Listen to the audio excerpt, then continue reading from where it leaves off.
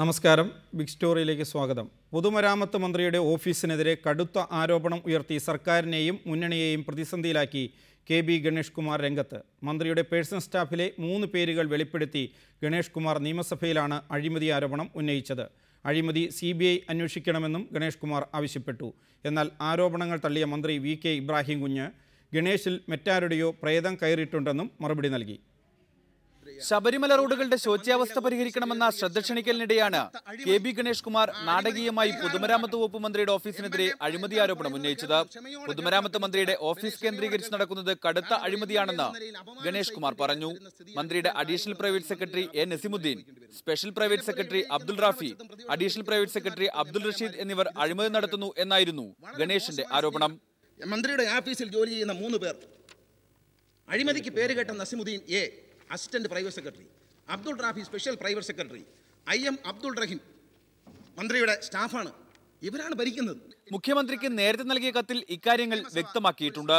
തന്റെ കയ്യിൽ തെളിവുകളുണ്ടെന്ന് പറഞ്ഞ ഗണേഷ് കുമാർ CBI അന്വേഷണം നടത്താൻ സർക്കാരിനെ വെല്ലുവിളിക്കുകയും ചെയ്തു. ഞാൻ പറയുന്നതിൽ കഴമ്പുണ്ടെന്ന് കണ്ടാൽ അത് CBIക്കോ അങ്ങ് പറയാനുള്ളത് പറഞ്ഞു. ബഹുമാനപ്പെട്ട കുഞ്ഞാലിക്കുട്ടി സാർ അദ്ദേഹത്തിന്റെ കക്ഷി നേതാവാണ്. സാർ ഇവര് പണം കളക്ട് ചെയ്യുന്നുണ്ട്. പത്രങ്ങൾ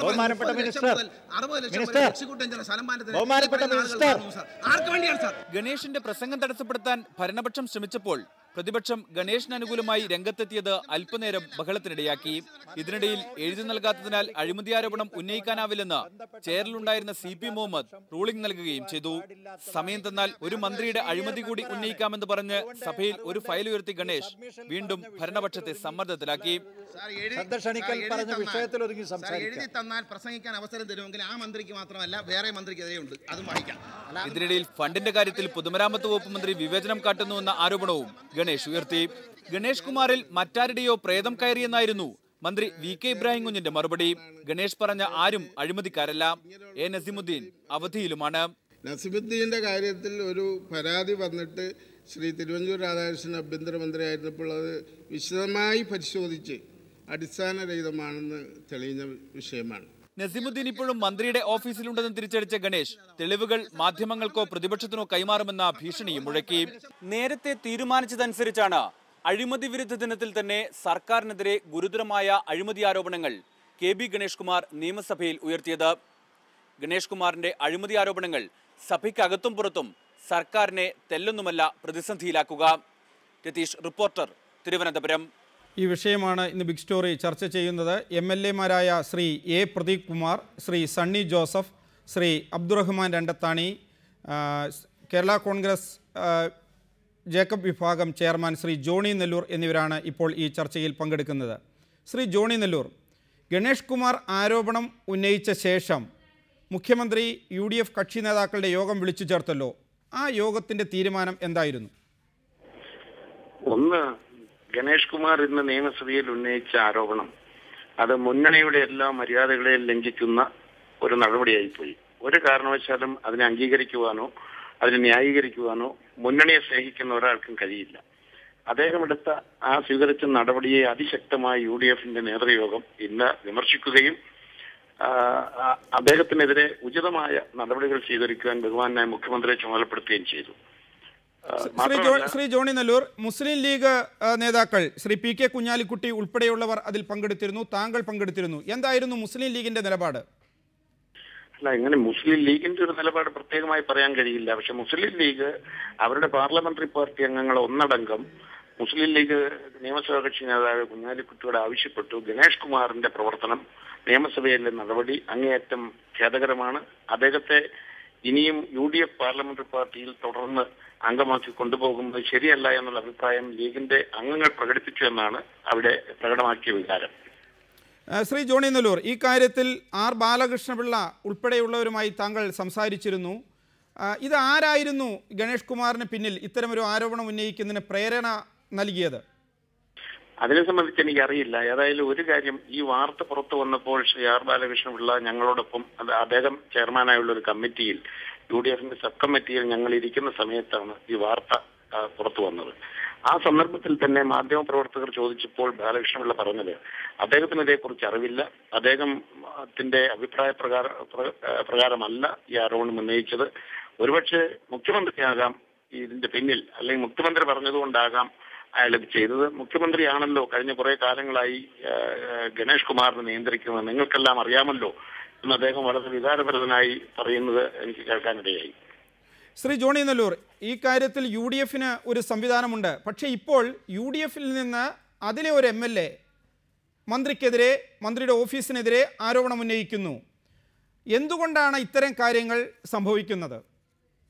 അതിനകത്ത് ഒരു UDF സംവിധാനം, ഒരു മുന്നണി സംവിധാനം, അതിന്റെ എല്ലാ മര്യാദകളും ലംഘിച്ചുകൊണ്ട് ഒരിക്കലും ചെയ്യാൻ പാടില്ലാത്ത, ഒരിക്കലും പറയാൻ പാടില്ലാത്ത വിധത്തിൽ ഇന്ന് അഴിമതി വിരുദ്ധ ദിനം കൂടിയായി ഇന്ന് ഗണേഷ് കുമാർ നിയമസഭയിൽ ഒരു മന്ത്രിയുടെ സ്റ്റാഫിനെതിരെ ആണെങ്കിൽ പോലും ഒരു ആരോപണം ഉന്നയിച്ചത് അങ്ങേയറ്റം വളരെ വ്യക്തമാണ്. ശ്രീ അബ്ദുറഹ്മാൻ രണ്ടത്താണി, മുഖ്യമന്ത്രി വിളിച്ചു ചേർത്ത കക്ഷി നേതാക്കളുടെ യോഗത്തിൽ ഗണേഷ് കുമാറിനെ പാർലമെൻ്ററി പാർട്ടിയിൽ നിന്ന് പുറത്താക്കുക, അതുപോലെ തന്നെ ഗണേഷ് കുമാറിനെതിരെ നടപടി, ഇതാണ് PK കുഞ്ഞാലിക്കുട്ടി ആവശ്യപ്പെട്ടത് എന്നാണ് ആ യോഗത്തിൽ പങ്കെടുത്ത ജോണി നെല്ലൂർ പറയുന്നത്. പിന്നീട് എന്തുകൊണ്ടാണ് നിങ്ങൾ ആ നിലപാടിൽ നിന്ന് പിന്നാക്കം പോയത്? അല്ല, ഒരു കാര്യം ഞാൻ ആദ്യം പറയാം. ഈ വിഷയത്തെ ഞങ്ങൾ കാണുന്നത് വളരെ ദുരുദ്ദേശപരമായുള്ളൊരു നീക്കമായിട്ടാണ്. കാരണം കേരള നിയമസഭയിൽ എഴുതിക്കൊടുത്ത ആരോപണം ഉന്നയിക്കുക എന്നുള്ളൊരു ചട്ടം ഒരു മുൻ മന്ത്രി കൂടിയായ ശ്രീ ഗണേഷ് കുമാർ ലംഘിക്കുകയാണ്. ഇവിടെ ഇബ്രാഹിം കുഞ്ഞിൻ്റെ ഓഫീസിലെ 3 ഉദ്യോഗസ്ഥന്മാർക്കെതിരെ അദ്ദേഹം ആരോപണം ഉന്നയിച്ചു. ആ ആരോപണം ഉന്നയിച്ചപ്പോൾ തന്നെ മന്ത്രി അത് നിഷേധിക്കുകയും ചെയ്തു. നിഷേധിക്കുന്ന സമയത്ത് അതിനുശേഷം പിന്നീട് പ്രതിപക്ഷത്തിൻ്റെ ഭാഗത്ത് നിന്ന് ഞങ്ങൾക്കിത് ഉന്നയിക്കണമെന്ന് പറഞ്ഞവർ എഴുതി തന്നു. എൻ്റെ സുഹൃത്ത് പ്രദീപ് കുമാർ പിന്നീട് ആ ചർച്ചയിൽ അത് പങ്കെടുക്കാനുള്ള അവസരം ഉണ്ടാക്കിയില്ല. ഇവിടെ പറയുന്നത് ഒരു ദുരുദ്ദേശപരമായി ഉന്നയിച്ച ഒരു ആരോപണമായിട്ടാണ് ഞങ്ങളത് കാണുന്നത്. തീർച്ചയായും അതിന് വളരെ പ്രാധാന്യത്തോടു കൂടി തന്നെ ഞങ്ങൾ കാണുകയാണ്. ഐക്യ ജനാധിപത്യ മുന്നണിയുടെ എല്ലാവിധ മര്യാദകളും ലംഘിച്ചുകൊണ്ടുള്ള ഒരു നടപടി എന്നുള്ള നിലയിൽ UDFന്റെ നേതൃത്വം അതിനെക്കുറിച്ച് അന്തിമ തീരുമാനമെടുക്കും എന്നാണ് ഞങ്ങൾ വിശ്വസിക്കുന്നത്. ശ്രീ രണ്ടത്താണി, ഇപ്പോൾ പ്രദീപ് കുമാർ അത്തരമൊരു ഇത് എഴുതി നൽകി. പക്ഷേ എന്തിന് പ്രദീപ് കുമാർ അതിൽ ചർച്ച ചെയ്യണം? UDFലെ ഒരു MLA, നിങ്ങളുടെ മന്ത്രിസഭയിലുണ്ടായിരുന്ന ഒരംഗം, ആ അംഗം പറയുന്നു ഇബ്രാഹിം കുഞ്ഞ് മന്ത്രിയുടെ ഓഫീസിൽ അഴിമതിയാണ് നടക്കുന്നത് എല്ലാ കാര്യത്തിനും എന്ന്. അതിന് നിങ്ങൾക്ക് വ്യക്തമായ മറുപടി എഴുതി തരട്ടെ, തരാതിരിക്കട്ടെ, ആരോപണം ഉന്നയിച്ചിരിക്കുന്നു, വ്യക്തമായ മറുപടി നൽകാൻ നിങ്ങൾക്ക് കഴിഞ്ഞില്ലല്ലോ. അല്ല, എനിക്ക് മനസ്സിലായില്ല. നിങ്ങൾ അവിടെ നിന്ന് ആരോപണം ഉന്നയിക്കുന്നു എന്ന് പറഞ്ഞാൽ ഞങ്ങൾ അതിന് മറുപടി പറയണോ? എനിക്കതിന് ന്യായം മനസ്സിലായില്ല. ആരോപണം ഉന്നയിക്കുന്നു എന്ന് പറഞ്ഞാൽ ഒരാൾക്ക് വായിക്കൊണ്ട് അങ്ങനെ വിളിച്ചു പറയുകയല്ല. രണ്ടത്താണി, ഈ കാര്യത്തിൽ ഞങ്ങളല്ലല്ലോ ആരോപണം ഉന്നയിച്ചത്. ഗണേഷ് കുമാർ എന്ന MLA നിയമസഭയിൽ നിങ്ങളുടെ മന്ത്രിയുടെ ഓഫീസിനെതിരെ ആരോപണം ഉന്നയിക്കുന്നു. ആ ആരോപണം കേരളം മുഴുവൻ അറിഞ്ഞിരിക്കുന്നു. വ്യക്തമായ മറുപടി നൽകാതെ ചട്ടത്തിൻ്റെയും നിയമത്തിൻ്റെയും പുറത്ത് രക്ഷപ്പെടാനല്ലേ നിങ്ങൾ നോക്കിയത്? എനിക്ക് മനസ്സിലായില്ല. അങ്ങ് പറയാമോ അദ്ദേഹം പറഞ്ഞ ആരോപണം ഏതാണെന്ന്? അങ്ങൊന്ന് കൃത്യമായി പറയാമോ? ഇന്ന ആരോപണങ്ങൾ അദ്ദേഹം ഉന്നയിച്ചു, അങ്ങ് പറഞ്ഞാൽ ഞാൻ ഇവിടെ വെച്ച് മറുപടി നൽകാം. ശ്രീ പ്രദീപ് കുമാർ, ആരോപണം ഉന്നയിച്ചതിന് ശേഷവും ആരോപണം ഏതെന്ന് മനസ്സിലാക്കാതെ പൊട്ടം കളിക്കുകയാണ് മുസ്ലിം ലീഗ്. വ്യക്തമാക്കുക, എന്തൊക്കെയാണ് ഇന്ന് നിയമസഭയിൽ ഉന്നയിച്ചത്? എന്തുകൊണ്ടാണ് അതിന് നിങ്ങൾ ഗണേഷ് കുമാറിനെ പിന്തുണയ്ക്കാൻ തീരുമാനിച്ചത്? ഞാൻ പറഞ്ഞു ആരോപണം ഏതാണെന്ന് പറയാം. അങ്ങ് വിഡ്ഢിയാക്കരുത് ആളെ. ശ്രീ പ്രദീപ് കുമാർ, താങ്കൾ വ്യക്തമാക്കുക. ശ്രീ പ്രദീപ് കുമാർ, താങ്കൾ നിയമസഭയിൽ ഉണ്ടായിരുന്നയാളാണ്, വ്യക്തമാക്കുക. അല്ല, ഉയർന്നു വന്ന ആരോപണം UDF നേതൃത്വത്തെ, വിശേഷിച്ചും മുസ്ലിം ലീഗ് നേതൃത്വത്തെ വല്ലാതെ പ്രകോപിപ്പിച്ചിരിക്കുന്നു എന്നുള്ളത് എന്റെ സുഹൃത്ത് സാധാരണ വളരെ നിങ്ങൾ എന്തിനാണ് എന്നോട് ക്ഷോഭിക്കുന്നത്? നിങ്ങളുടെ സമയം വരുന്ന സമയം നിങ്ങൾക്ക് ഓരോരുത്തർക്കായിട്ട് പറയാം. ഞാൻ പറഞ്ഞത് സാധാരണഗതിയിൽ നിങ്ങളെല്ലാം ചർച്ചയിൽ പങ്കെടുക്കുന്നത് ഞങ്ങളൊക്കെ കാണുന്നതാണ്. വളരെ ശാന്തമായി സംസാരിക്കുന്നവർ പ്രകോപിതമായി സംസാരിക്കുന്നു. ഇവിടെ ഇന്ന് നിയമസഭാ നടപടികൾക്ക് സാക്ഷ്യം വഹിച്ച എല്ലാ ആളുകൾക്കും നല്ല വ്യക്തതയോടെ മനസ്സിലായതാണ് ശ്രീ ഗണേഷ് കുമാർ ഉന്നയിച്ച ആക്ഷേപം സംബന്ധിച്ച്. അദ്ദേഹം നമ്മളാരും പ്രതീക്ഷിക്കുന്ന സമയത്തല്ല ആക്ഷേപം ഉന്നയിച്ചത്. തീർച്ചയായിട്ടും കാളിംഗ് അറ്റൻഷന്റെ സമയമാണ്, എഴുതി കൊടുത്തില്ലെന്നുള്ള സാങ്കേതിക പ്രശ്നമൊക്കെ ഉണ്ടാകാം. പക്ഷേ അദ്ദേഹം ഇത്രയും ദിവസം കാത്തുനിന്ന് ഞങ്ങൾക്ക് തോന്നിയത് ഒരു നിവൃത്തികേട് കൊണ്ട് ഉന്നയിക്കുകയാണെന്നാണ്. അഴിമതി വിരുദ്ധ ദിനത്തിൽ തന്നെയാണ് അഴിമതിക്കെതിരായിട്ടുള്ള പോരാട്ടം ആത്മാർത്ഥമാണ് നടത്തേണ്ടത്, അതിലൊന്നും ഒരു സംശയമില്ല. അപ്പോൾ അദ്ദേഹം പറഞ്ഞിരിക്കുന്നത് നമ്മുടെ PWD മിനിസ്റ്ററുടെ ഓഫീസ് അഴിമതിയുടെ വിളനിലമാണ്. വലിയ അഴിമതിക്കാരാണ് അടക്കി വാഴുന്നത്. ഒന്ന്, PWD സെക്രട്ടറി, നമ്മുടെ കേരളത്തിന്റെ ചരിത്രത്തിൽ ആദ്യമായിട്ടാണ് TO സൂരജ് എന്ന PWD സെക്രട്ടറിയുടെ ഓഫീസ് വിജിലൻസ് റെയ്ഡ് ചെയ്ത് അവിടെ രേഖകൾ സീസ് ചെയ്യുന്നത്. ഇതിനു മുമ്പ് സെക്രട്ടേറിയറ്റിലെ ഒരു IAS ഉദ്യോഗസ്ഥന്റെയും ഓഫീസിൽ വിജിലൻസ് കയറി രേഖ പിടിച്ച ചരിത്രമില്ല. വമ്പിച്ച കൊള്ള നടത്തിയതിന്റെ വസ്തുതകൾ പിന്നീട് പുറത്തു വന്നു. അപ്പോൾ അത് അതിന്റെ ഒരു അലയൊലിയൊക്കെ അടങ്ങുന്നതിന് മുമ്പ് തന്നെ എല്ലാവരും വന്ന സംശയം പ്രകടിപ്പിച്ചു. ഒരു ഗവൺമെന്റ് അല്ലെങ്കിൽ മന്ത്രി അതിന്റെ വകുപ്പൊന്നും അറിയാതൊരു സെക്രട്ടറിക്ക് ഇത്രമാത്രം വലിയ വെട്ടിപ്പ് നടത്താനാവില്ലല്ലോ. അതിങ്ങനെ അന്തരീക്ഷത്തിൽ നിൽക്കുന്ന സമയത്താണ് ഇന്ന് ഗണേഷ് കുമാറിന്റെ ആരോപണം. PWD മിനിസ്റ്ററുടെ ഈ പേഴ്സണൽ സ്റ്റാഫിലെ പ്രധാനികൾ, സെക്രട്ടറി പദവിയൊക്കെ വഹിക്കുന്ന ആളുകൾ അഴിമതി നടത്തുന്നു എന്നുള്ള ആക്ഷേപം അദ്ദേഹം ഉന്നയിച്ചു. സ്വജനപക്ഷപാതിത്വത്തിൻ്റെതായിട്ടുള്ള ഉദാഹരണങ്ങളുണ്ടായി. അതുപോലെ ഈ പ്ലാൻ ഫണ്ടിൽ നിന്ന് വ്യത്യസ്തമായിട്ട് ഫണ്ട് ചെലവഴിച്ചതിന്റെ വിശദാംശങ്ങൾ പറഞ്ഞു. അതേപോലെ തന്നെ എഞ്ചിനീയർമാരുടെ ട്രാൻസ്ഫറുമായി ബന്ധപ്പെട്ട് കൈക്കൂലി വാങ്ങുന്നു എന്നുള്ള പ്രശ്നങ്ങൾ പറഞ്ഞു. ഇത് കൊടുത്താലേ നടക്കൂ എന്ന് പറഞ്ഞു. അദ്ദേഹം ഒടുവിൽ പറഞ്ഞത് ഒരു നിയമസഭാ സമിതിയെ വെച്ച് അന്വേഷിപ്പിച്ചു കഴിഞ്ഞാൽ, ഞാനിത് മുഖ്യമന്ത്രിക്ക് നേരത്തെ എഴുതി കൊടുത്തിട്ടുണ്ടെന്ന് അദ്ദേഹം പറഞ്ഞു. മുഖ്യമന്ത്രി അതിനെക്കുറിച്ച് ഒരു അക്ഷരം പറഞ്ഞില്ല. മുഖ്യമന്ത്രിക്ക് ഈ വസ്തുതകളെല്ലാം ഞാൻ എഴുതി കൊടുത്തിട്ടുണ്ട്, ഒരു നിയമസഭാ സമിതിയെ വെച്ച് അന്വേഷിക്കണം ഈ കാര്യത്തെക്കുറിച്ച്, അന്വേഷിക്കാൻ തയ്യാറായാൽ മുഴുവൻ തെളിവുകളും രേഖകളും ഞാൻ സമർപ്പിക്കാമെന്നും അദ്ദേഹം പറയുകയുണ്ടായി. പക്ഷേ അവിടെ ഗവൺമെന്റ് വളരെ ദയനീയമായിട്ടുള്ള നിലപാടാണ് സ്വീകരിച്ചത്. ബഹുമാനപ്പെട്ട മുഖ്യമന്ത്രി പ്രതിപക്ഷ നേതാവ് കൂടെ ഇടപെട്ട് ശ്രീ ഗണേഷ് കുമാർ ഇത്രയും ഗുരുതരമായ ആരോപണം ഭരണകക്ഷിയുടെ ഭാഗത്ത് നിന്നുകൊണ്ട് തന്നെ ഭരണകക്ഷിക്കെതിരെ ഉന്നയിച്ച സാഹചര്യത്തിൽ അദ്ദേഹം പറഞ്ഞ നിലയിൽ ഒരു നിയമസഭാ സമിതിയെ കൊണ്ട് ഇത് അന്വേഷിപ്പിക്കാമോ എന്ന് മുഖ്യമന്ത്രിയോട് ചോദിച്ചപ്പോൾ മുഖ്യമന്ത്രി പറഞ്ഞു, ഗണേഷ് കുമാർ ഇങ്ങനെ ഒരു ആരോപണം ഉന്നയിച്ചിട്ടുണ്ട്, ഇപ്പോഴാണ് അത് വന്നിരിക്കുന്നത്, ഞങ്ങൾക്ക് അതിന്റെ എല്ലാ വിശദാംശങ്ങളും മനസ്സിലാക്കിക്കൊണ്ട് മാത്രമേ ഒരു തീരുമാനം പറയാൻ പറ്റൂ എന്ന് പറഞ്ഞാണ് അദ്ദേഹം അവസാനിപ്പിച്ചത്. യഥാർത്ഥത്തിൽ എല്ലാ വിശദാംശവും മനസ്സിലാക്കേണ്ട കാര്യം, നിയമസഭാ സമിതിയെ വെക്കുന്നതിൽ ഞങ്ങൾക്ക് യാതൊരു പ്രയാസവും അതിന് തയ്യാറാണെന്ന് പറയുകയും അതിന്റെ മറ്റു നടപടിക്രമങ്ങളിലേക്ക് പിന്നീട് പോകുക എന്നൊരു സമീപനമായിരുന്നു മുഖ്യമന്ത്രി സ്വീകരിക്കേണ്ടത്. പക്ഷേ അദ്ദേഹം അവിടെ നിന്ന് ഒഴിഞ്ഞു മാറുന്ന സാഹചര്യം ഉണ്ടായി. ഗണേഷ് കുമാർ മുഖ്യമന്ത്രിക്ക് ഇതെല്ലാം അക്കമിട്ട് നിരത്തി അഴിമതി ആരോപണങ്ങൾ എഴുതി കൊടുത്തിരിക്കുന്നു നേരത്തെ എന്ന് പറഞ്ഞിട്ട് അതിനെക്കുറിച്ച് ഒരു പരാമർശം പോലും മുഖ്യമന്ത്രി നടത്തിയില്ല എന്നുള്ളതാണ്. അപ്പൊ ഇത് ഒരു ഒറ്റപ്പെട്ടൊരു സംഭവമല്ല. ഈ ഗവൺമെന്റിന്റെ ഓരോ വകുപ്പിന് ചുക്കാൻ പിടിക്കുന്ന ആളുകളും അഴിമതി ആരോപണത്തിന് വിധേയരായി നിൽക്കുകയാണ് പല നിലയിൽ. ഒന്നിനെക്കുറിച്ചും നേർവഴിക്കുള്ള അന്വേഷണത്തിന് സന്നദ്ധമാകാതെ നിൽക്കുന്നു. ഏറ്റവും ഒടുവിലത്തെ ബാർക്കോഴ വിവാദം ഉൾപ്പെടെ നമുക്കറിയാം. ഞാനതിപ്പോ ഇവിടെ വിശദീകരിക്കേണ്ട കാര്യമില്ല, എവിടെ എത്തി നിൽക്കുന്നു വ്യക്തമാണ്. ശ്രീ അബ്ദുറഹ്മാൻ രണ്ടത്താണി, ഇതാണ് നിയമസഭയിൽ ഉയർന്ന ആരോപണം എന്ന് അതിനുശേഷം ഇത് എഴുതി നൽകിയ ശ്രീ A. പ്രദീപ് കുമാർ പറയുന്നു. മറുപടി. അല്ല, അദ്ദേഹം പറഞ്ഞ ആരോപണങ്ങൾ വളരെ പ്രധാനമായി കാണുന്നത്, ഒന്ന്, നോൺ പ്ലാൻ ഫണ്ട് ഉപയോഗപ്പെടുത്തി റോഡ് ഉണ്ടാക്കി മന്ത്രിയുടെ മണ്ഡലത്തിൽ എന്നാണ്. ഈ പറഞ്ഞ ഗണേഷ് കുമാറിന്റെ നിയോജക മണ്ഡലമായ പത്തനാപുരത്ത് തന്നെ നോൺ പ്ലാൻ ഫണ്ടിൽ 123 പ്രവർത്തികളാണ് നടന്നിട്ടുള്ളത്. 123 പ്രവർത്തികൾ. ഒരുപക്ഷെ ഞാൻ മനസ്സിലാക്കുന്നത് ഞങ്ങൾക്ക് പോലും ഉണ്ടാകില്ല. അത് മന്ത്രിയുടെ മണ്ഡലം എന്നുള്ള നിലയിൽ അവിഹിതമായല്ല, ഓരോ പ്രദേശത്തെയും ആവശ്യങ്ങൾ നോക്കിയാണ് ആ കാര്യങ്ങളൊക്കെ ചെയ്തിട്ടുള്ളത്.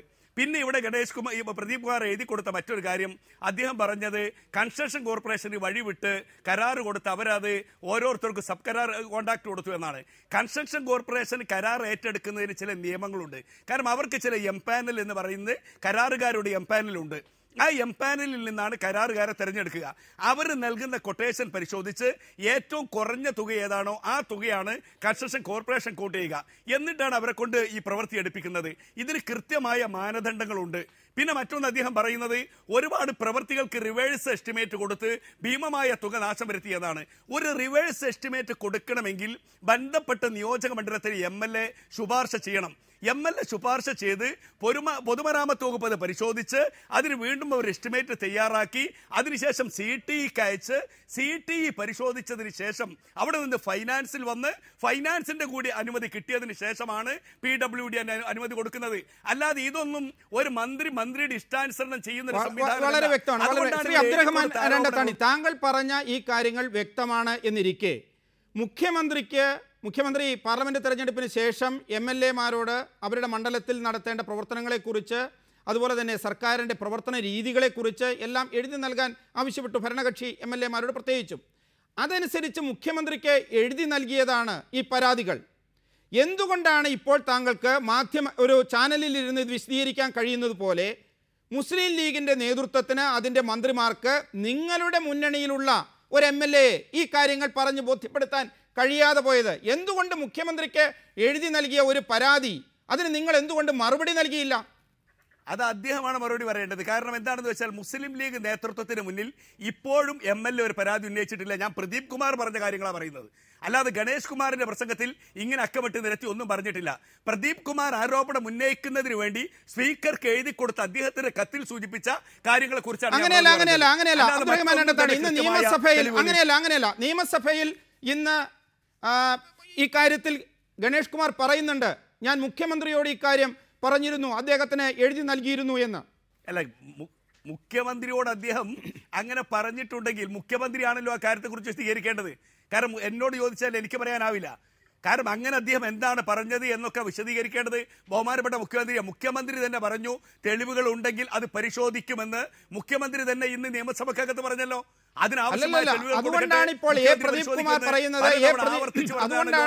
അതുകൊണ്ടാണല്ലോ ഇപ്പോൾ എ പ്രദീപ് കുമാർ പറയുന്നത് മുഖ്യമന്ത്രിക്ക് എഴുതി നൽകിയിരുന്നു ഈ പരാതി എന്ന് പറഞ്ഞ ശേഷവും, ഒരു നിയമസഭാ സമിതി അന്വേഷിക്കട്ടെ എന്ന് പറഞ്ഞ ശേഷവും, അതല്ലെങ്കിൽ CBI തന്നെ അന്വേഷിക്കട്ടെ എന്ന് പറഞ്ഞ ശേഷവും ഒരു മറുപടി മുഖ്യമന്ത്രിയുടെയോ സർക്കാരിൻ്റെയോ ഭാഗത്തു നിന്ന് ഉണ്ടായില്ല എന്നാണല്ലോ ഇപ്പോൾ എ പ്രദീപ് കുമാർ പറഞ്ഞത്. അതുകൊണ്ടാണല്ലോ പ്രതിപക്ഷത്തിന് കുത്തിയിരിപ്പ് നടത്തേണ്ടി വന്നത്.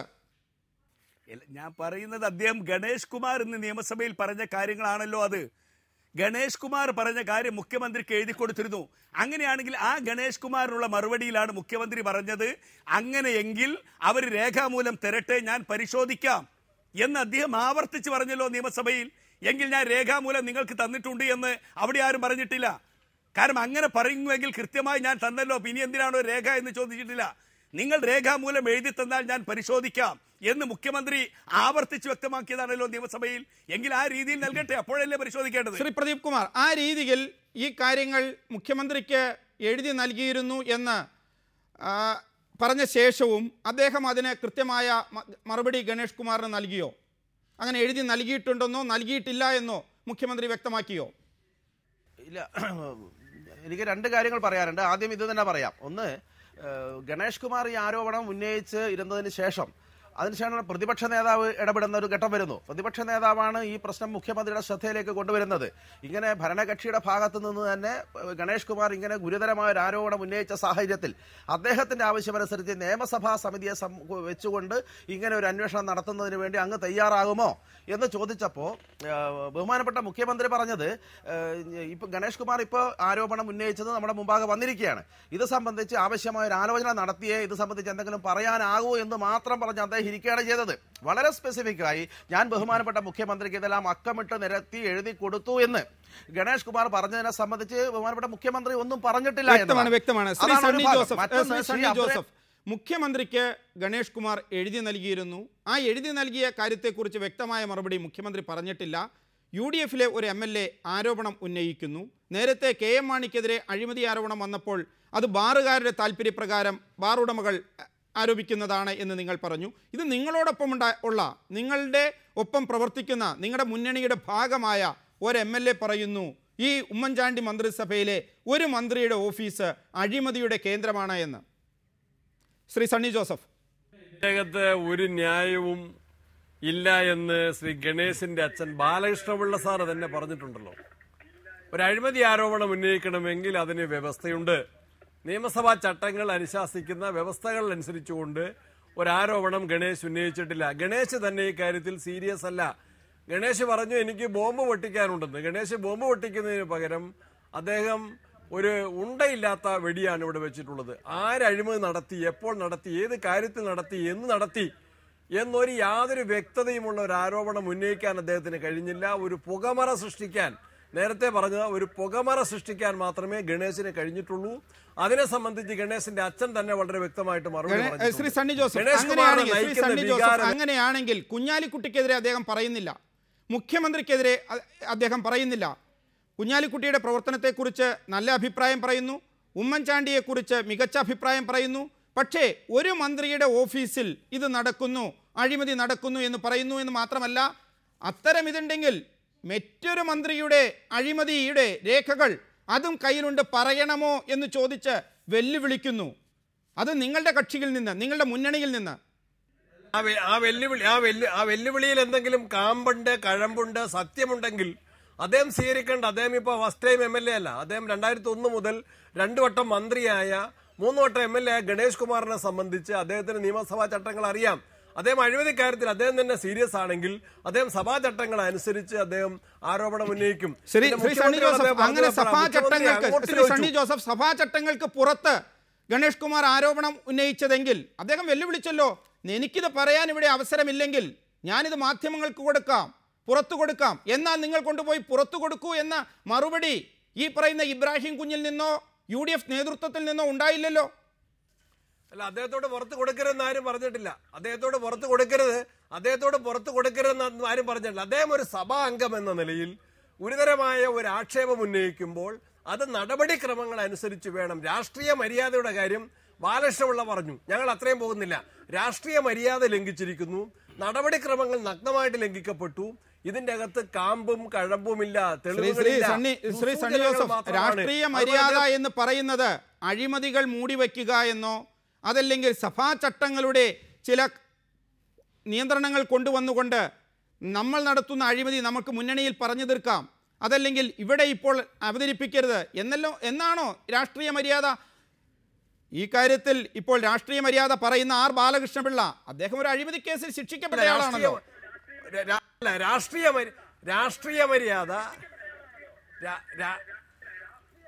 രാഷ്ട്രീയ മര്യാദ ഗണേഷ് കുമാറിന് രാഷ്ട്രീയ മര്യാദ ബാലകൃഷ്ണപിള്ള സാറാ പഠിപ്പിക്കേണ്ടത്. അദ്ദേഹം പറഞ്ഞിട്ടുണ്ട് രാഷ്ട്രീയ മര്യാദയല്ല എന്ന്. അദ്ദേഹത്തിന്റെ പാർട്ടിക്കാരും അദ്ദേഹത്തിന്റെ പിതാവും പോലും അദ്ദേഹം സ്വീകരിച്ച നടപടി രാഷ്ട്രീയ മര്യാദയ്ക്ക് നിരക്കാത്തതാണ് എന്ന് പറഞ്ഞിരിക്കുന്നു. വളരെ നന്ദി ശ്രീ അബ്ദുറഹ്മാൻ രണ്ടത്താണി, ശ്രീ A. പ്രദീപ് കുമാർ, ശ്രീ ജോണി നെല്ലൂർ, ശ്രീ സണ്ണി ജോസഫ് ഈ ചർച്ചയിൽ പങ്കെടുത്തതിന്. ബിഗ് സ്റ്റോറി ഇവിടെ അവസാനിക്കുന്നു. നമസ്കാരം.